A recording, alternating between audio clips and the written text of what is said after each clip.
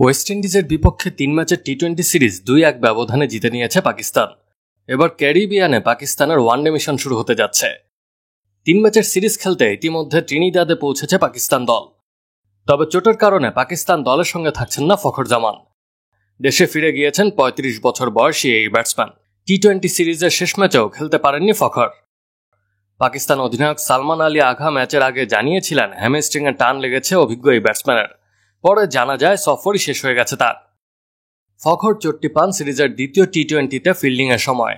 Caribbean ইনিংসের 19তম ওভারে বলের পেছনে ছুটতে গিয়ে বাম পায়ের হ্যামস্ট্রিংয়ে টান লাগে তার। পাকিস্তান ক্রিকেট বোর্ড পিসিবি এক বিবৃতিতে জানিয়েছে ফখরের ইনজুরি গুরুতর নয়, এটি মাইল্ড হ্যামস্ট্রিং স্ট্রেন। তবুও বাকি সফর থেকে ছিটকে গেছেন তিনি। দেশে ফিরে পুনর্বাসন প্রক্রিয়া চালাবেন লাহোরের জাতীয় ক্রিকেট একাডেমিতে। গত চ্যাম্পিয়ন্স ট্রফিতেও ঠিক একই রকমের চোটে পড়েছিলেন ফখর জামান। উদ্বোধনী ম্যাচে ফিল্ডিংয়ের সময় হ্যামস্ট্রিংয়ে টান লাগায় মাঠ ছাড়েন তিনি। নিউজিল্যান্ডের বিপক্ষে সেই ম্যাচে সেদিন আর ফিল্ডিংয়ে দেখা যায়নি তাকে। ব্যাটিংয়ে 4-এ নেমে 24 রান করেছিলেন সেই ম্যাচে।